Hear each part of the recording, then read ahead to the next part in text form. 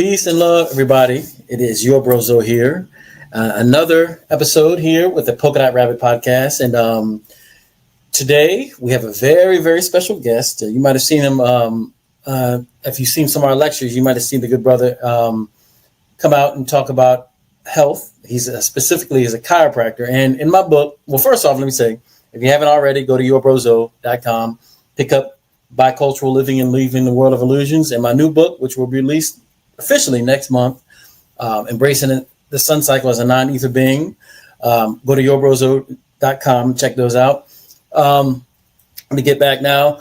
In my book, I talk about the importance of health, and I share some stories in my book about my health journey in the previous book and this book.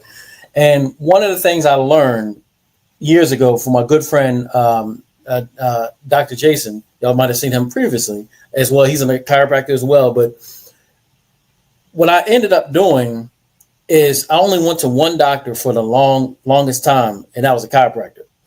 My friend, Dr. Jason. And I have Dr. Kenya here, who's a chiropractor as well, but, his knowledge expands everywhere else. But it is so important, that we talk about health in these days, because you can do anything else in life, you know what I'm saying? If you don't got your health, you can't do squat because, you're sick, you know what I'm saying? So we have amazing brother here with tons of knowledge. I'm going to let him introduce himself. And Dr. Kenya, go ahead and the floor is yours. All right. I appreciate that, Zoe. Thank you. And thank you for having me on. Mm-hmm. Like Zoe already said, I'm Dr. Kenya Edwards. That's Kenya like the country.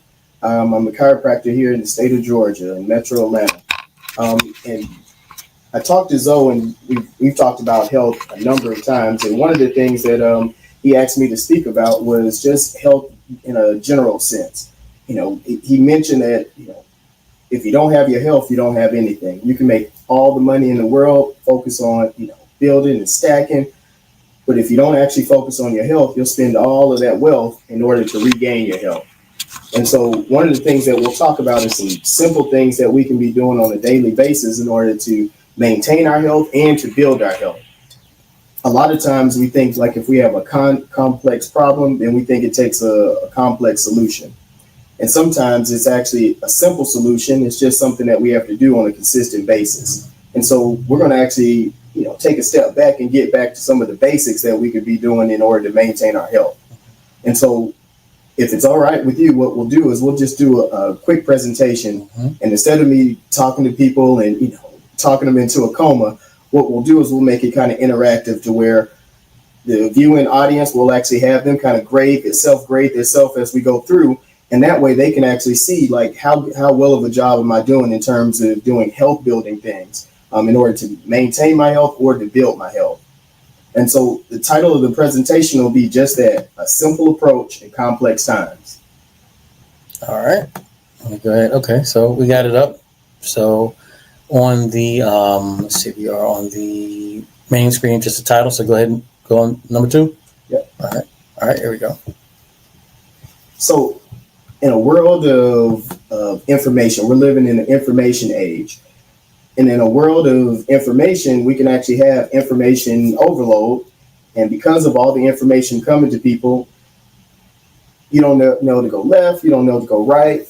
And there's actually a situation where you can have so many options available to you that you end up not making a decision one way or the other. And so it's always good to remember to go back to the basics, the 1, 2, 3s, the ABCs. What are some of the basic things that we can be doing on a consistent basis in order to maintain our health? And that's some of the things that we're going to talk about today.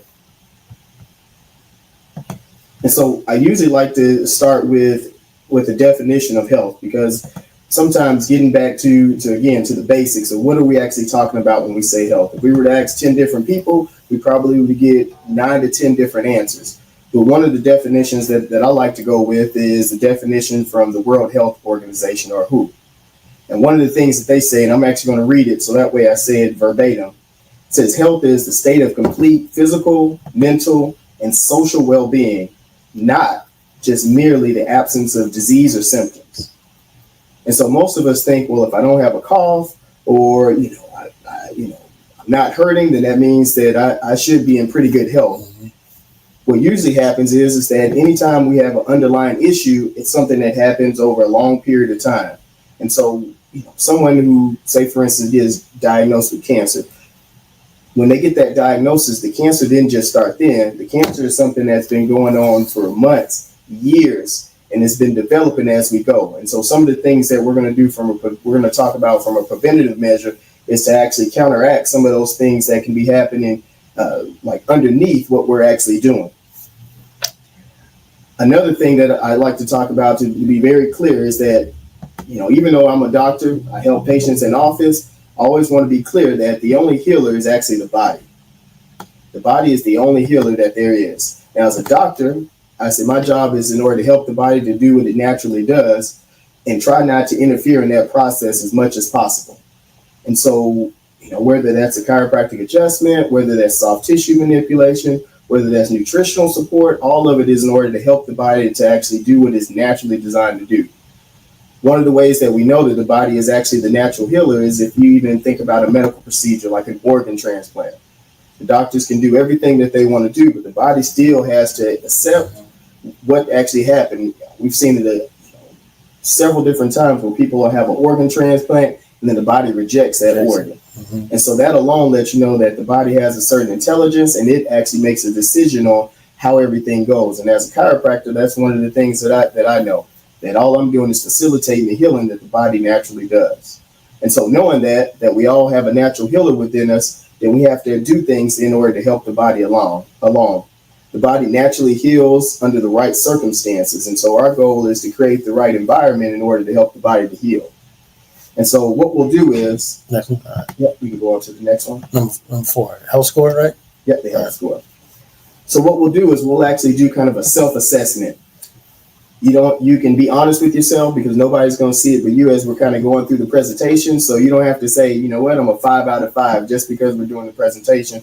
This is for you to kind of gauge how good of a job am I doing. We're going to do it on a scale from like 1 to 5. 1 being I don't do a very good job of it. 5 being I do an excellent job of this thing. And that way we can kind of get an idea of where we are in terms of just doing the basic stuff that we should be doing and things that we may not even know has a direct effect on some of the things that we see in others or even in ourselves. All right.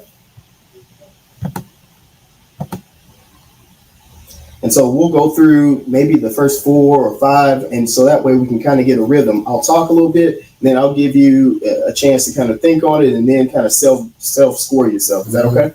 Mm-hmm. All right. So we're going to start with one that is probably the thing that all of us know that we do, but we probably don't do a very good job of it, and that's sleep. So when we're talking about sleep, if you were to ask, 100 people, 90 of those 100 people will tell you, yep, we're supposed to get 6 to 8 hours of sleep a night. You should have, quality sleep. But then if you turn around and ask people like how many hours they actually get every night, well, now we're very clear that are we even meeting that bar of like that 6 to 8 hours a night? And so not only in terms of like the quantity in terms of the hours, but then also like the quality of sleep that we're getting. Most people don't know that while we're asleep, we should have no sensory contact or anything that's stimulating the body. And so we're very clear that we probably shouldn't have any light, right? Because when we're asleep, I said we need to give the eyes a rest, right? We probably shouldn't have a lot of sounds going on because we need to give the ears a rest, right? Because any kind of stimulation is stimulating the nervous system, which means the body isn't resting the way that it needs to. We should probably even sleep with minimal amount of clothes. And so even in terms of even the fabrics that we use, probably cotton would be better than synthetic fabrics, right? While we're sleeping. Because as we're sleeping, I said that the contact with the skin, again, is stimulating the nervous system. And so creating the right environment in order to have quality sleep. And so we know about the quantity in terms of the hours, but then also the quality. A lot of people have trouble sleeping and they're using all kinds of aids in order to help themselves sleep. So whether that's alcohol, whether it's tablets, whatever it is in order to get themselves sleep. But we haven't actually understood that sometimes you have to create the environment in order to have quality sleep. The same way that you have to create the environment if you're out on a date or something along those lines, You wouldn't necessarily have loud, stimulating music. You want to have some, nice R&B playing. You want the candles lit. Everything should be moving in that direction. And so the same thing with sleep. Everything that we do should be moving us in that direction in order to relax the body, in order to get the sleep, the rest that the body actually needs. In a way, if you think about it, the body's kind of like a rechargeable battery, right? 2/3 of the time we're active, we're moving, and it only takes 1/3 of the time in terms of 24 hours in order for us to actually recharge the battery.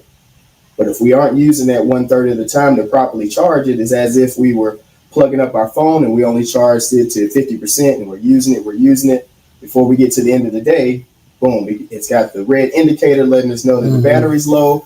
I said, or, we're trying to plug it up, take a nap throughout the day, using some type of stimulant, coffee or something else to get us through the day, when really we were to just take that 6 to 8, then that gives us another 16 to operate at an optimal level in a sense. And so most people don't even know that we probably should even have a certain type of sleep routine before we actually even get to the bed. And by sleep routine, we're talking about doing things in a certain order in order to coax the body into relaxing. And so one of the main things that we probably all should do is no electronic devices. Like you probably know about the access to stimulation from blue light from TV screens, cell phones, where it actually activates the nervous system instead of calming down the nervous system. Probably taking like a warm bath, again, helps to relax the body. I don't know anybody who takes a hot shower that it doesn't get them alert, but then also gives them that hot water, gives them a relaxing sensation. Probably even something as simple as aromatherapy, to where, again, lavender, different scents are calming to the body. And so if we actually set the environment and have a certain ritual, what happens is that the body recognizes patterns. And by the time you go from taking a shower, you've got the incense going, you've got the dim lights, you're doing certain things in a certain order every single night, the body starts to get into that rhythm and it knows exactly what to do. And most of us, subconsciously, unknowingly, we actually even have a routine with just about everything. When you wake up in the morning, you do everything in an order and don't even realize that you do it without even thinking about it. And the same thing should probably happen when it comes to like our sleep schedule. We should have a ritual to where we've been doing it for so long that we're not even thinking about it. And then we'll notice that the sleep difficulties are some of the things that we're actually doing to interfere with the process versus there actually being something wrong with the process. And so I'll ask the viewing public if they were to grade themselves on a scale from 1 to 5, 1 being I don't do a very good job and 5 being I do a very good job. You can jot it down or you can just, take mental notes to see like where you are in terms of like sleep quality. 1 to 5. All right. Moving on. Yep. All right. To the next slide. All right.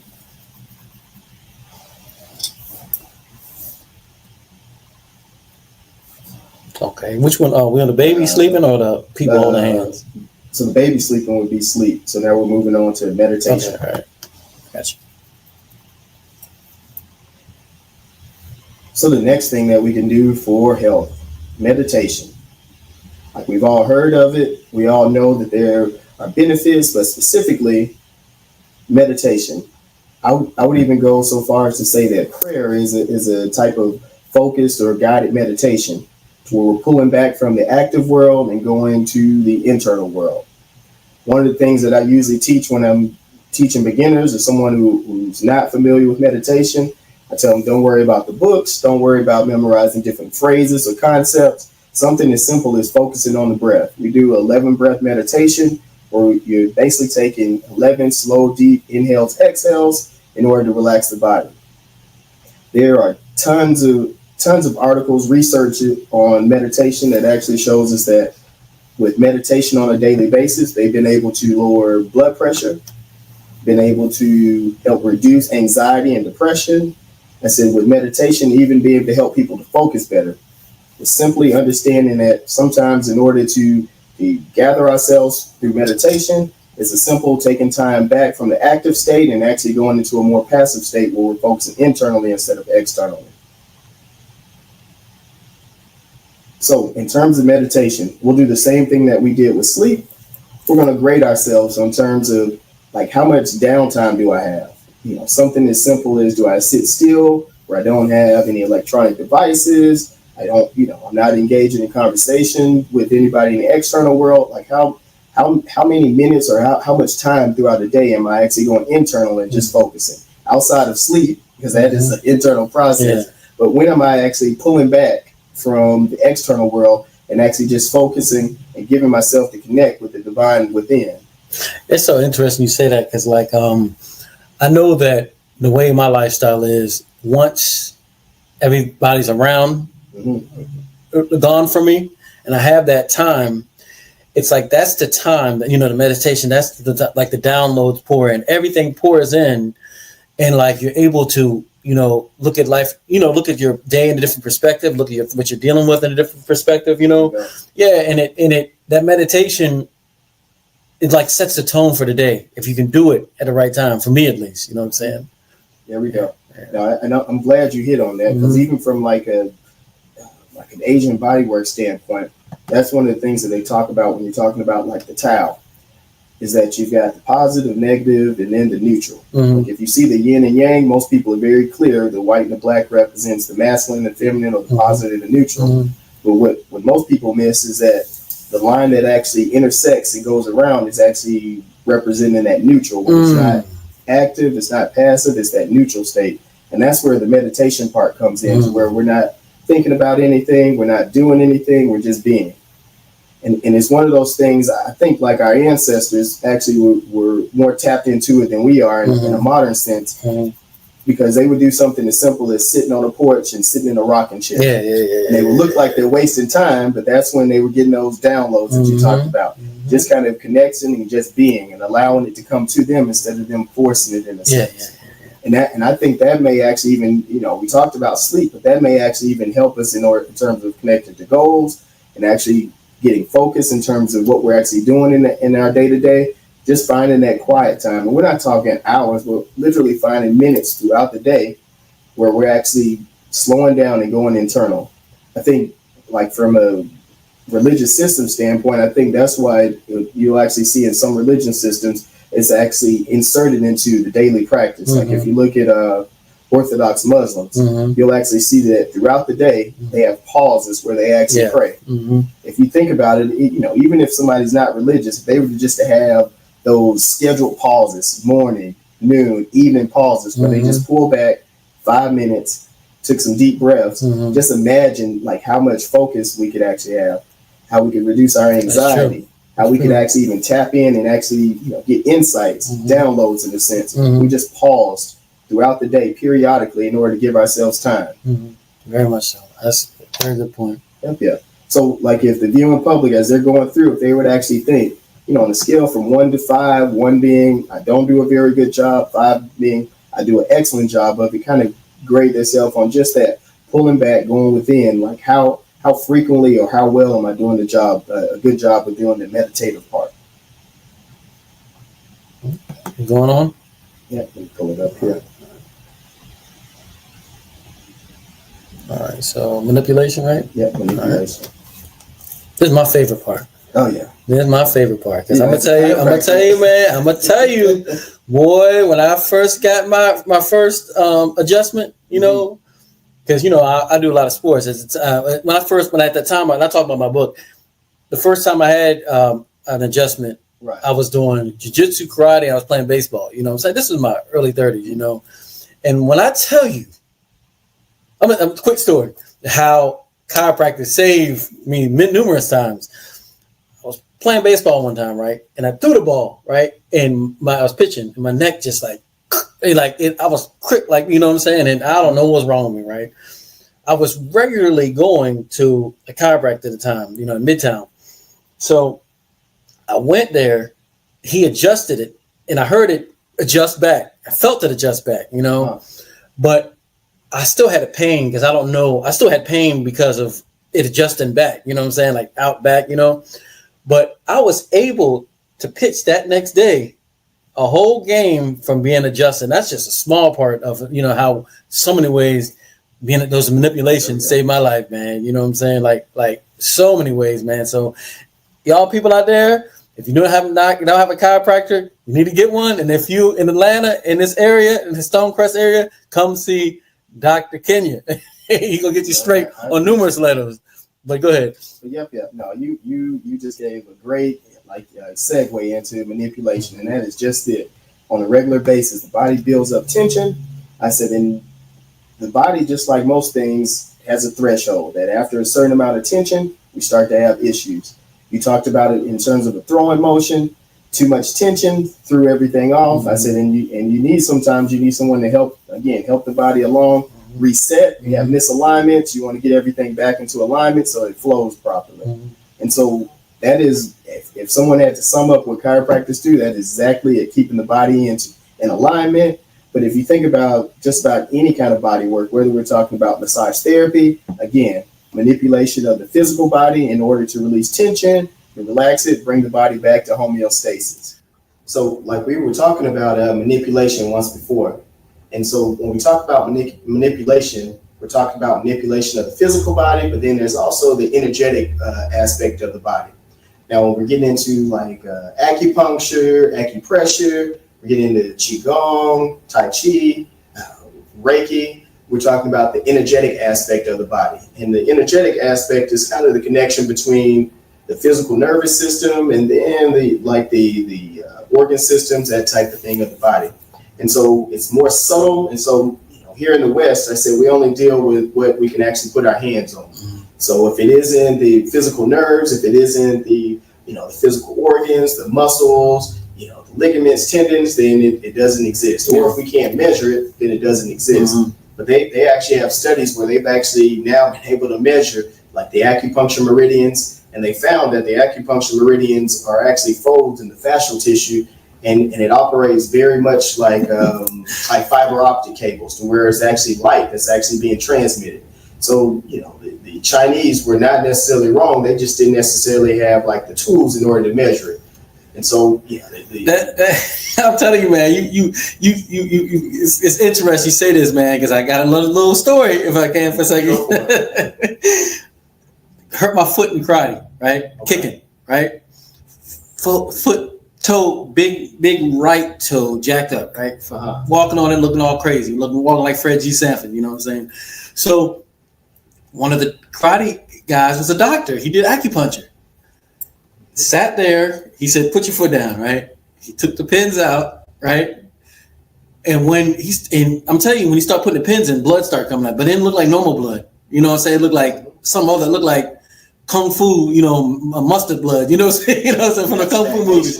Yeah, man. And it came out literally instant. It felt better instantly. I've never experienced anything in my life, but I got to share that because But no, that you're spot on. Yeah, that is, like I said, that energetic aspect of the body. Mm-hmm, mm-hmm. But no, you're spot on with that story where we're talking about, again, the energetic aspect. I'll share a story with you about my father. Mm-hmm. So my father had an incident where he actually fell in the tub and actually hit his eye on the tub. Yeah. He had to actually get surgery. Plastic surgeon stitched him up real good. You could, outside of a small little incision, you couldn't even tell that he actually had. They literally had to replace like part of like the orbit bone. Oh wow! So yeah, it was major. Fixed him up. It looked good. But he said that anytime he laid down, he would have headaches. Mm. So for like months, he slept like laying in a lazy boy chair because he couldn't actually lay all the way down. He would lay up. My older brother suggested that he goes to see an acupuncturist, and this is prior to me becoming a chiropractor, massage therapist, even having a reference point. And so, I'm like, well, how can acupuncture actually help with a headache, right? Yeah. My dad goes. I mean, I'm telling you, it wasn't even a week. Mm-hmm. Just with using the acupuncture, headaches go away. Mm. And so, not only for me to see it, but then for my father, that kind of opened his eyes too to like some of the alternative, therapies, alternative medicine that you could actually use. And so, that was, having those experiences, seeing that it actually happened with something like acupuncture. Then once I actually did get into the realm of healthcare, then I was very clear that there's, more than one way to skin a cat or in order to help someone. That's one of the main reasons why I appreciate chiropractors, my chiropractor and also you as well, soon to be chiropractor. But it's that y'all's knowledge is not in a box.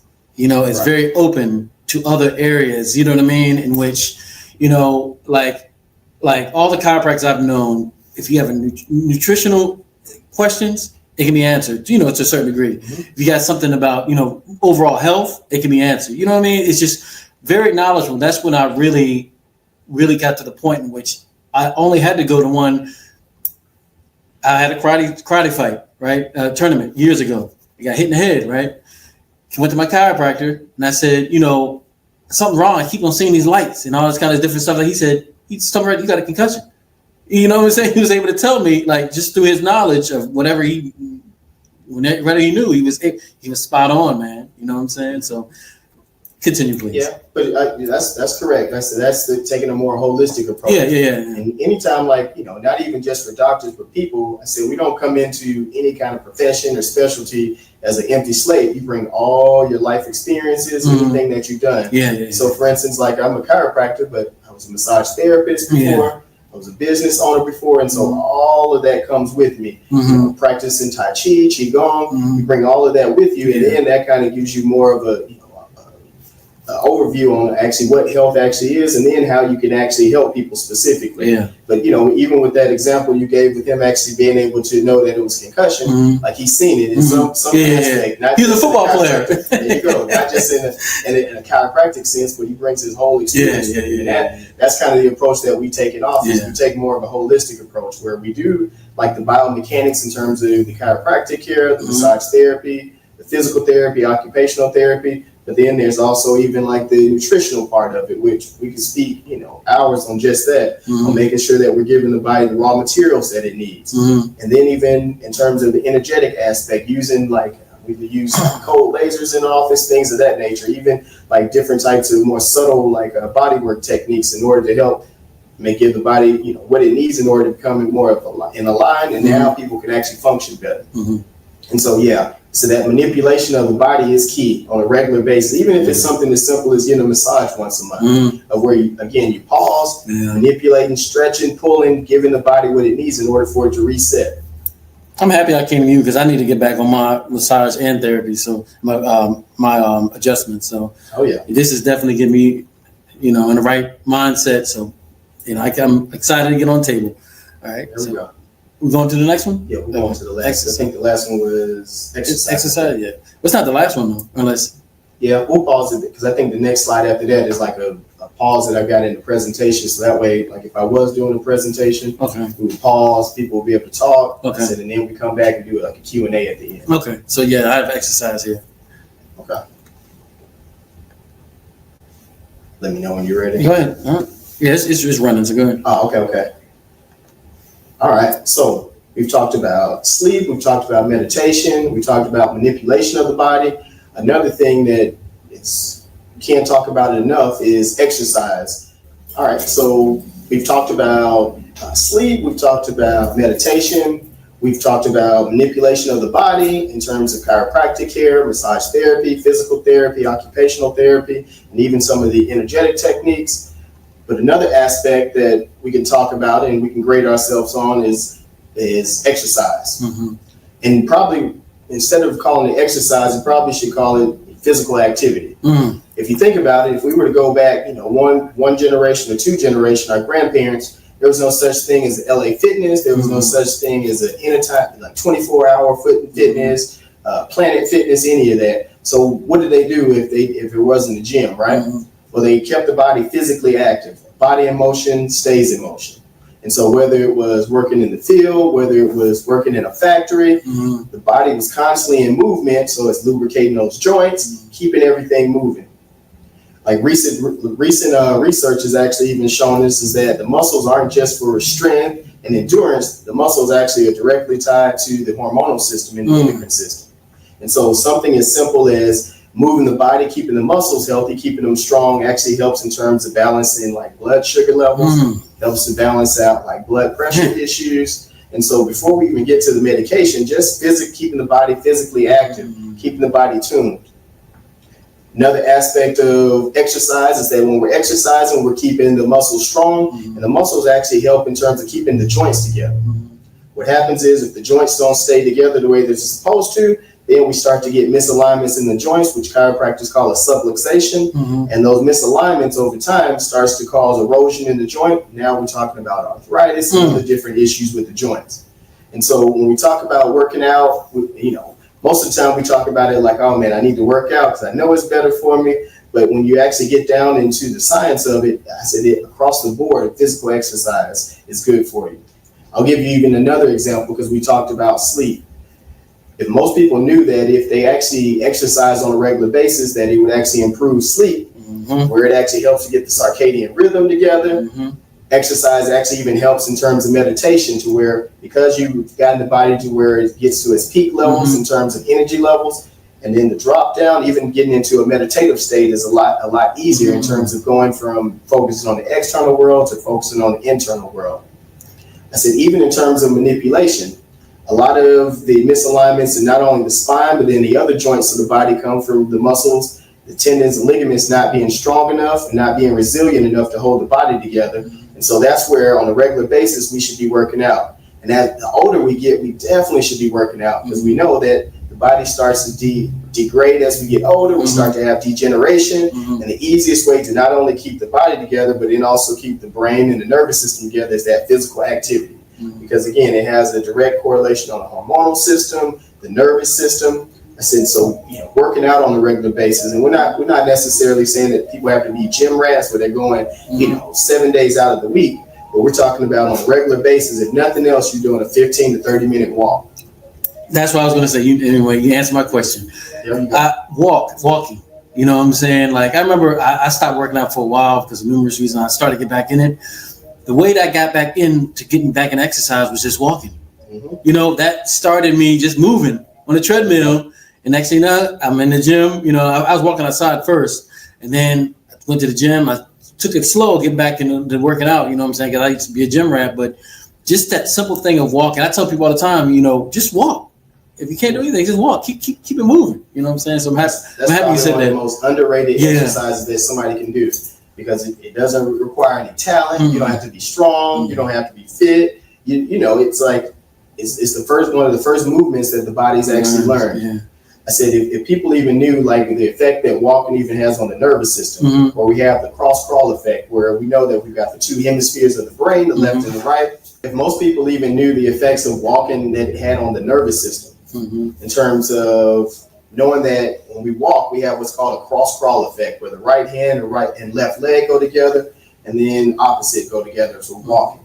Well, knowing that movement helps to stimulate the nervous system, knowing that we've got the two halves, one half controls the left side, the other half controls the right side of the brain. Having that cross crawl, not only does it help in terms of coordinating the nervous system, but it helps almost like if you were to think about it in terms of an energy generator.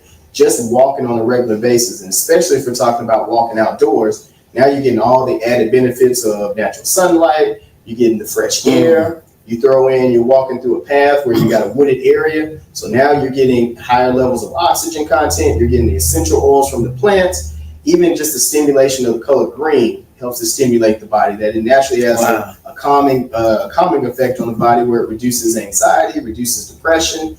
And so again, simple things that we could be doing in order to improve our health.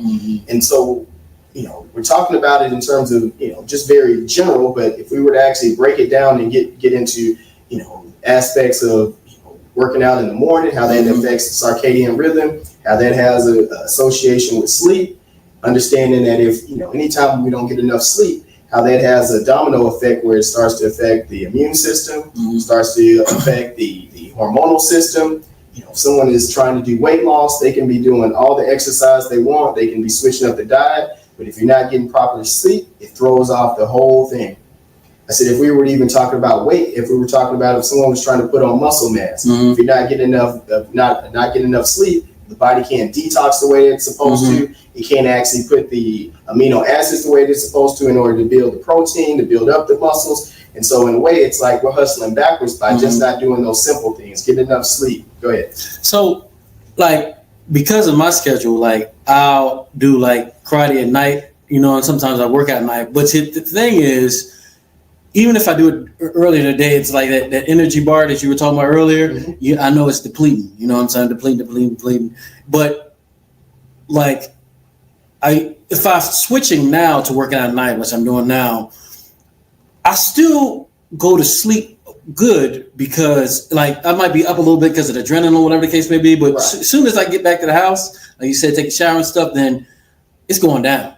You know what I'm saying? So is it a big difference as far as working out in the morning and night or? So there is. So when we're talking about the circadian rhythm, we're talking about the natural rhythm cycles of the body. That's the easiest way to describe it. Mm-hmm. And so the circadian rhythm, if we were to think about it kind of on a bell curve where the energy, the rhythm starts here, it peaks midday, and then it drops down at the end of the day. Mm-hmm. Well, naturally, what we want to do, because exercising increases the energy levels, we probably want to do it earlier in the daytime to where we get that peak. And then as we get to the end of the day, what happens is if we aren't doing physical activity on a regular or exercise on a regular basis, instead of it peaking the way it's supposed to, our energy levels are here, then it's hard to get that smooth transition late in the evening. But if we're working out earlier in the morning, we get that peak, and then it's naturally, it's one of those things. It's kind of like if you work for 12 hours, you don't have to worry about going to sleep because you're going to fall asleep.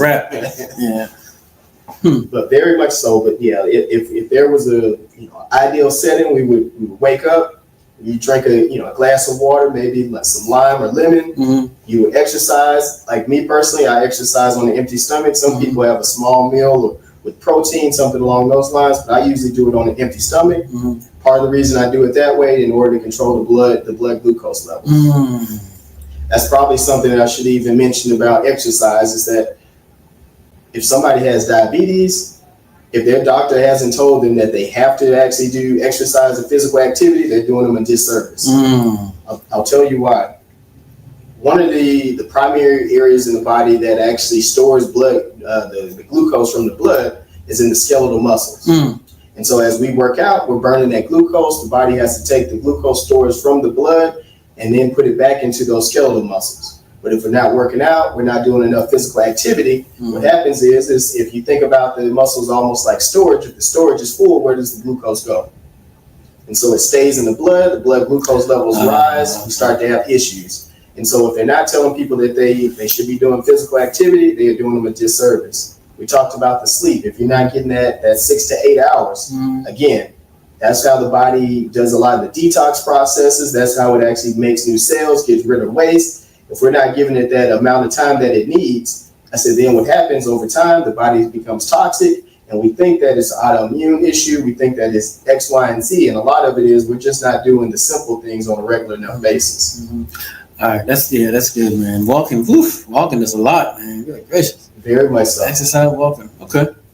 What we have next? So what we'll do is we went over like 4 to 5 different elements. We went over the importance of like sleeping, making sure that we're getting that 6 to 8 hours, but then also in terms of the quality of sleep. So if we were to grade ourselves on, from 1 to 5, 5 being the extremely good, 1 being I'm not doing a very good job. If we went over meditation, just finding that quiet time, we would grade ourselves on a scale from 1 to 5. Like where are we at on that?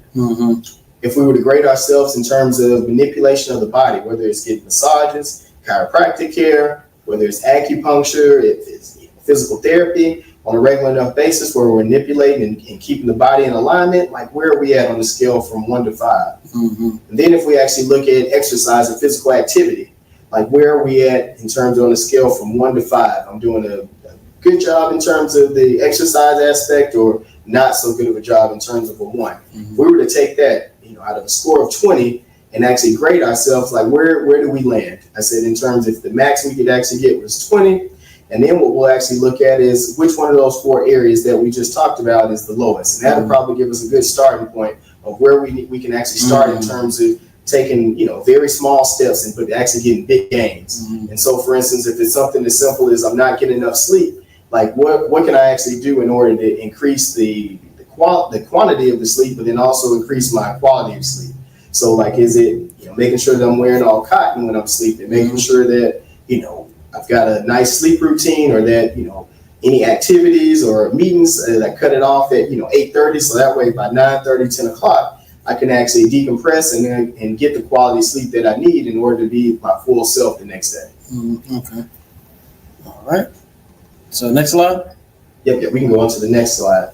Okay, this is the slide with your Yep, it's a scammy slide. So it's got the contact. So I'm gonna keep it here for a second so people can take their phones out. There we go. Hold it up to the screen. We'll give about 30 seconds. You know what I'm saying? There we go. You know, if you're in the Atlanta area, like near Stonecrest, in that area, you know what I'm saying? Me personally, when I used to drive up to Johnson's Ferry, and I stayed on this side of town near Boulder Crest to go. So it don't matter about the drive. You want to get fixed, then you need to come. You know, you need to come see Dr. Kenya in this area. You know what I mean? So I used to, the reason I'm saying is that I used to have to drive about 30, 35 minutes to see my chiropractor. So I didn't care because I felt like $1 million when I left. So, you know what I'm saying? Fortunately, now I only have to drive 15 minutes to see you. Maybe 20, well, maybe 20, 15, 20 minutes, depending on traffic. Depending on 20, right. You know, specifically 20 East. But that's why I'm happy I left early today because 20 had me hemmed up. All right. So I give you enough time so y'all screen that. Contact Dr. Kenya, set up your appointment. So we're on to the next one. Yep. All right. And ingestion. Oh. All right. So now what we'll talk about is we'll talk about ingestion, or we're talking about eating, right? And so most of us, if you would ask people like, why do we actually eat? Well, most people say, well, we eat because the food tastes good. We eat because I need the energy. Mm-hmm. We need X, Y, and Z. But if you actually think about it, the whole purpose of us actually ingesting food or eating is to give the body the raw materials or the nutrition that it needs in order for it to make cells, to make the human stuff, the cells, make new tissues, that type of thing. If the foods that we're actually eating are devoid of nutrients, synthetic, something made in a lab, or it's been modified in a lab, then what are we doing in terms of the quality? Because if the old saying, you are what you eat, and we're eating genetically modified organisms, we're eating synthetic stuff, even if we're actually eating plant-based foods in terms of vegetables, fruit, nuts, and seeds, but the soil doesn't actually have the nutrients that it needs, and so it doesn't get uptake by the plants, then what are we actually doing? I would actually say that a large percentage of like the diseases that we actually have are not necessarily the body breaking down, but it's us not giving the body the proper nutrients that it needs in order to build healthy tissues. I agree. Very much so. And so one of the things that we do in office, like I talked about, like the biomechanical part, but there's also like the biochemical part where we're actually talking about giving the body the nutrition that it needs. And so something as simple as taking like a daily multi-nutrient to where we're getting not just, vitamin A, vitamin D, vitamin K. Well, it's like, there's almost 90 plus nutrients that we should be getting on a daily basis. Like I talk to people sometimes and they're like, I'm taking folic acid and I'm taking vitamin C. And even after they rattle off everything that they're taking, we're talking 5 or 6 things. And it's like, well, if we're supposed to be getting 90 plus nutrients, like what happened to the other 80 that we should be getting in our diet? And so when we're talking about nutrition, we're not just talking about one day or 1 week. We're talking about months, years, where we haven't been giving the body the proper nutrition that it needs. And what happens is once we start to have deficiencies in certain nutrients, we start to have those symptoms. So from our research, what I've known, sea moss is a very good thing to intake to has a lot of minerals and vitamins as well. Is that true? Very much so. Yeah. So sea moss actually came to popularity from Dr. Savy. Okay. And so I'm definitely grateful that he's gotten a large percentage of the community, one, not knowing about sea moss or Irish moss, but then people actually taking it and finding ways to actually incorporate it into their daily routines.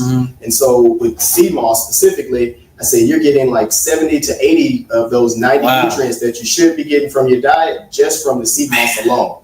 And so it is one of those things, if you were to talk about like a superfood or a super nutrient, sea moss is one of them. What would be like if you had sea moss that took the 75, what would you suggest for like the other amount? So good question. So sea moss comes from a water-based source. And so normally when you're talking about nutrition, you want to get it from multiple sources. So not only do you want to get it from water sources, where we're talking salt water and fresh water sources, but then you also want to get it from land sources, from rock, from the ground. One of the things I would recommend is moringa.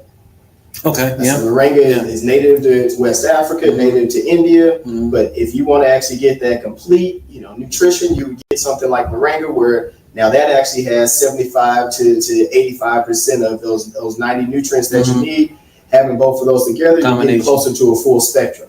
That's good to know, because it's not, either of those are difficult to get. You know what I'm saying? Not at you all. know what I be doing? I be going to Ross and in the food section. You know those packets they be having? So they actually have it there. $5.99, $6.99 packets, moringa, matcha, beets, all this stuff. Yeah. So, okay, so that's good to know. Sea moss, I definitely do that. Moringa, I'm actually doing matcha. You know what I'm saying? Matcha tea is good. Matcha tea is good. That get a lot of elements in it. Very much so. Well, when you're talking about the matcha tea, we're talking about more of the antioxidants. Most green leaf teas, like that's what we're talking about. Which again, we're talking about nutrients, right? And that's why I say, like, sometimes when we're just talking vitamins, like, we're leaving out a good 2/3 of what we should be getting in our diet. And really, having a variety, primarily plant-based, right? Because I said humans and plants have a very interesting relationship, right? And one of the ways that we know is that we wouldn't even be able to live on this planet, and plants wouldn't either if it wasn't for both. Where we're constantly breathing in the oxygen, out the carbon dioxide, and plants are doing just the opposite. They're taking in the carbon dioxide and then breathing out the oxygen.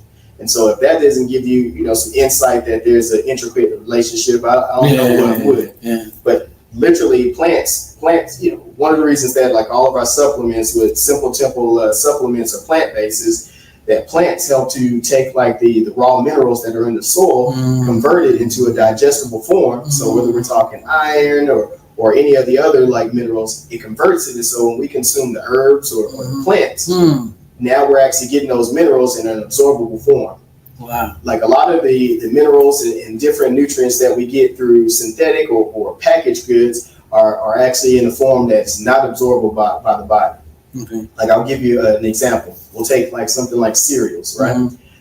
Like, you'll see on the top of the box where it says it's enriched, and then they'll have a list of, like, some of the minerals. What they don't tell you is that they're using, like, a non-digestible form of it.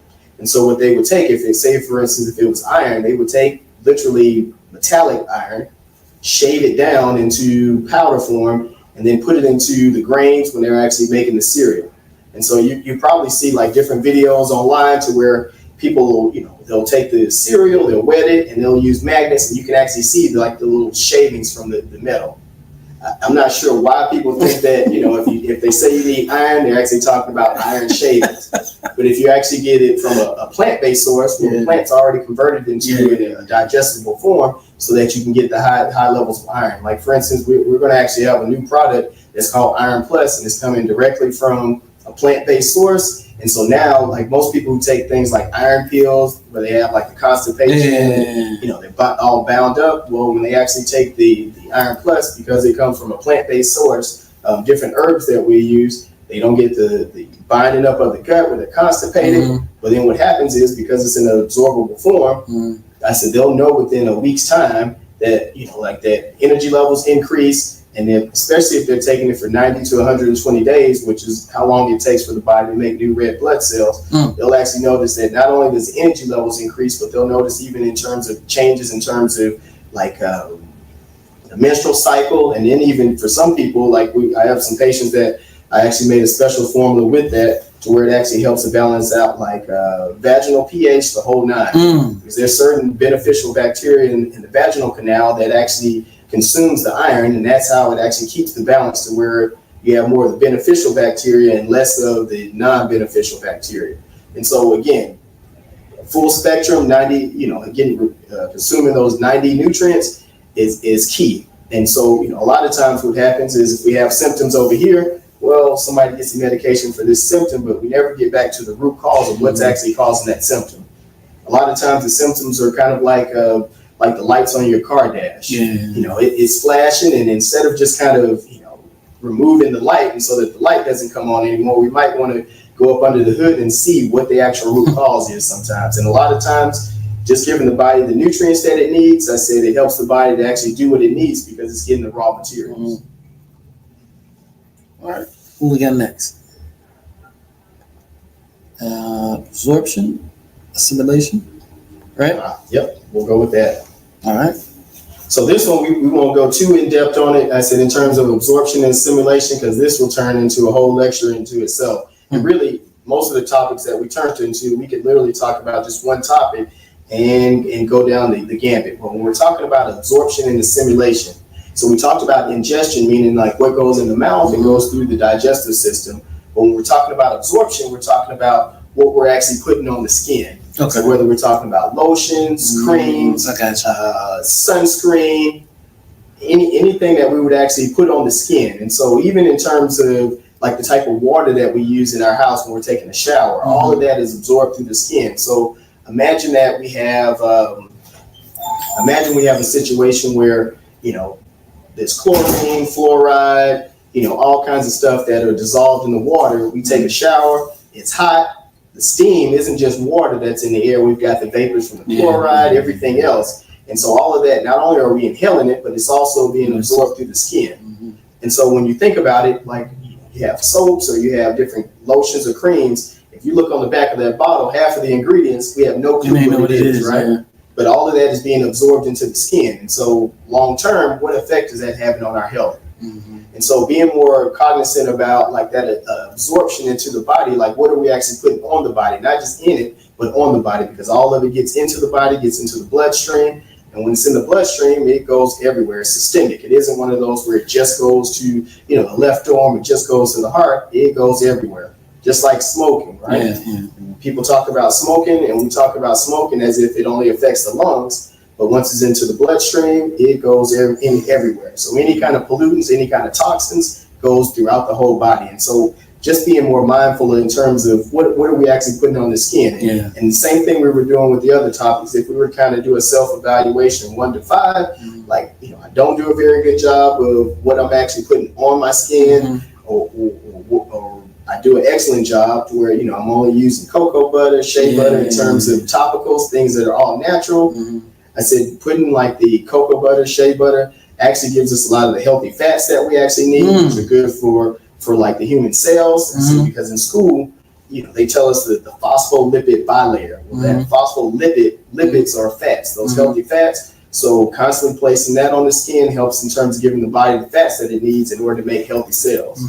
And so, again, each one of the topics we're talking about, if we just did a self-evaluation, you don't need a doctor to tell you that you're not getting enough sleep, right? We don't need a doctor to tell us that we're putting a lot of chemicals onto the skin. And there's been no studies done in terms of the long-term effects of putting different chemicals onto the skin that actually gets into the body. And so that's one of the reasons why, we'll be chasing our tail for decades in terms of trying to find the root causes of different cancers, different, disorders and diseases of the body, because we've loaded the body with different chemicals that should not even be on or near the body. Okay. Elimination? Yep. So another topic that we can talk about is elimination. So we're talking about after we've ingested different things, making sure that it's actually coming out.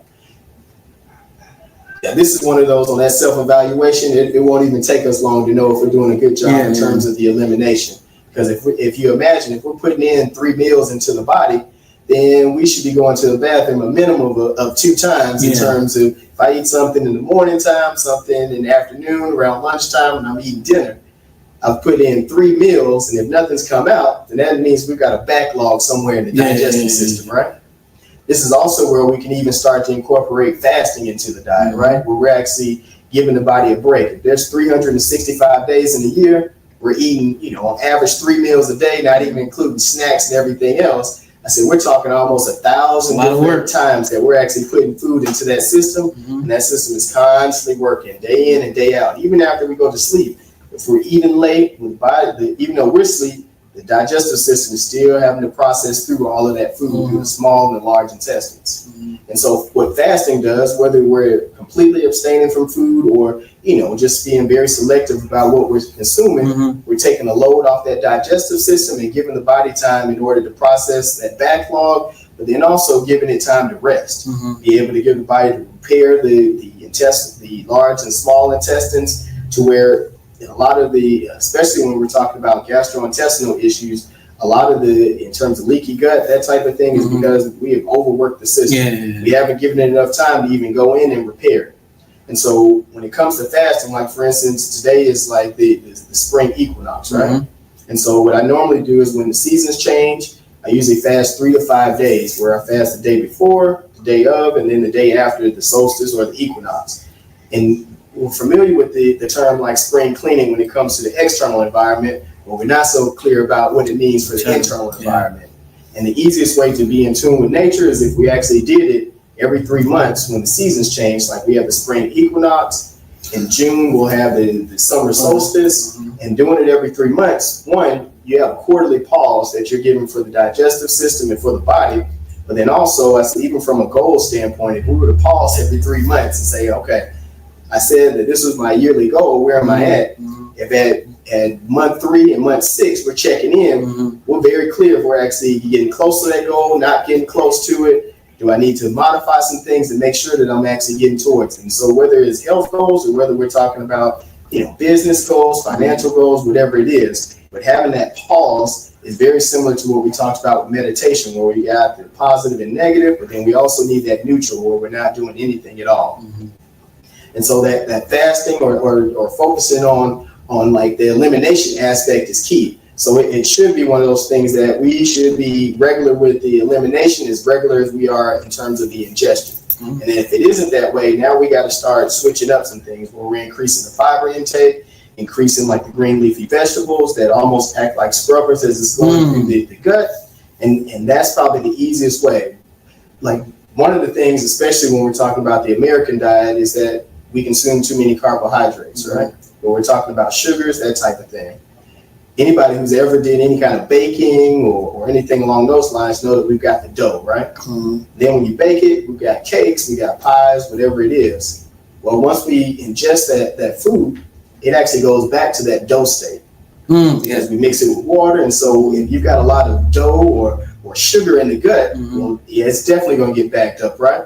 To where I said, as it's going through the system, I said, especially if we don't have enough in terms of fiber in order to scrub and get it out. And that's part of what the issue is. We're eating too much of some stuff, not enough of the other stuff. And just being mindful of just the dietary parts. And I'm not a big diet person, but there are certain things that we should not be doing and certain things that we should be doing in order to balance out the body. And so that elimination piece is probably a very good way for us to see how is our body operating at an optimal level in terms of, as I'm putting in the stuff, whether it's good or bad, is it coming back out? The waste product, is it coming back out? The body, it needs to have like that optimal function, because if not, we have a backup. And something as simple as, it not actually eliminating, certain things like proteins, the carbohydrates, like the certain fats. If it isn't eliminating it, it gets stagnant, starts to cause accumulation of quote unquote bad bacteria in the gut, throws off the gut flora. Now that has a direct effect on the nervous system, the whole nine. So yeah, I said understanding that elimination is just as important as the ingestion or any other aspect that we talk about. Is that it? Or are you linking fasting and elimination together? Or? Very much so, because the fasting, I'm sorry, I started talking and it all went together. Yeah. Now, I figured that. the fasting part, but it is very, very, very key, because I said if we aren't giving the body that pause, I said what we're doing is overloading the system. Everything has a threshold in terms of where it's optimal and where we're actually overusing or not even using it enough. And so I will give the example of like Thanksgiving dinner. Most people, we eat Thanksgiving dinner. I said after we stuffed ourselves, everybody gets tired. We blamed it on the turkey, right? Tryptophan in the turkey. But really what it is, it doesn't just happen on Thanksgiving. Anytime like we overconsume food, because the digestive system takes so much energy in order to process that food, it literally has to shut down everything else so it can focus on this system and taking that, what we've just eaten, and breaking it down and then getting rid of the stuff that we don't need. The itis. There you go, the itis, right? Everybody knows what the itis is. But that is one of those things that when we're fasting, I say we're doing just the opposite in terms of stuffing the body. We're giving the body time to get rid of that excess, to get rid of the stuff that it doesn't need. After 72 hours, what happens is that the body even starts to realize that we haven't ingested any food. It actually even starts to get rid of like old cells. It starts to get rid of anything that should not be in the system in terms of pathogens, the whole nine. But you have to get to that 72-hour state before you actually get to where the body actually starts to take care of all the worn out cells, stuff that it doesn't need. And so in a way, it regenerates itself, but we have, again, get to that pause state in order to get there. All right. Next slide is, I think it's the Adams score. So we went through the different items where we talked about sleeping, we talked about meditation, we've talked about manipulation of the body, we've talked about physical exercise or physical activity, we've talked about ingestion, we've talked about fasting, we've talked about elimination. Did I leave out anything? Absorption. Absorption through the gut. That again, I said that goes right back to the digestive part. But just in terms of, if we were to just take those items that we went through and just self-grade ourselves. 5, I'm doing an excellent job. 1, I'm not doing a very good job. And we add up the total score that we could actually have and the score that we came to. Now we can get an idea of, if it's 18 out of 20, well, that's about an A, right? So we're doing a very good job. If we add it up and we're at a 5 out of 20, then we know we got some work to do. But the biggest thing, if we were out of the things that we've talked about, if you were to take the 1 or 2 things that had the lowest score, and that'd be our starting point in terms of fixing our health, doing more health building activities than doing something else. So say, for instance, it's sleep and the physical activity were our 2 lowest scores. Well, there we go. We know exactly, we got very definite objectives. We know exactly where we can start in terms of getting the body together. Where we start with just the walking. Can we put in 30 minutes of walking a day? In terms of the sleep, you've been getting 4 hours a day. Can we get 6? Can we make sure that we're making sure we get into bed by 9:30, and so that way we get that full 6 hours? Can we meet that minimum bar? What happens is, like with most things, it's like once you get going in terms of exercising or whatever it is, initially when you do it, it's like going uphill, right? Like when you first start working out, you're sore, you're achy, that sort of thing. But then after that initial week, the body gets adapted to it. Then you realize it's a whole groove that you got into. And that's the same thing with health. It's more so about establishing those patterns in order to get the behavior patterns to where we're actually moving towards health building versus something else. I'm putting the final scan me on the last. Again, all y'all people, take your phones, hold it up to the screen. All right. Scan it. Connect with Dr. Kenya here. He's is this still Lithonia, right? City of Stonecrest. City of Stonecrest. Okay. Yep. City of Stonecrest is right outside of 28520, right near Stonecrest Mall. Y'all heard about Black Wall Street? Is right around the corner from that. You know what I'm saying? So scan that. Holler at my man. You know what I'm saying? I'm literally. I might be coming back here tomorrow if you guys are room your schedule to get. I'm serious too. We'll definitely see. I'm really serious because I need to get back on the groove with this and coming here, and just listening to you and knowing, because I just had my shoulder surgery, so that's still cracking and popping. So you might be able to help me with that too. So get into alignment and allow the body to do its thing. Yeah. Okay. All right. So, man, I'm telling y'all, chiropractic is your best friend. You know what I'm saying? And this man right here, like I said, if you're in the Atlanta area, come see him. He can get you straight on many levels, not just like he said, he was a massage therapist, so I'm sure you do that as well, right? Yep. So nutritional. I know you have nice supplements that you.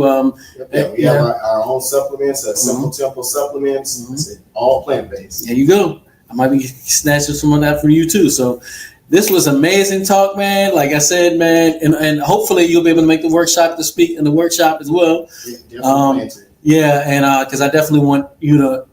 Reach the people and also, have your products out there so they can get it as well. You know what I'm saying? So I'm going to have all this information in the description. Again, scan it, reach out to them. Besides that, man, we out of it. Anything else you got? No. Thank you for having me on, and I appreciate it. Thank you. All right. Peace and love, everybody.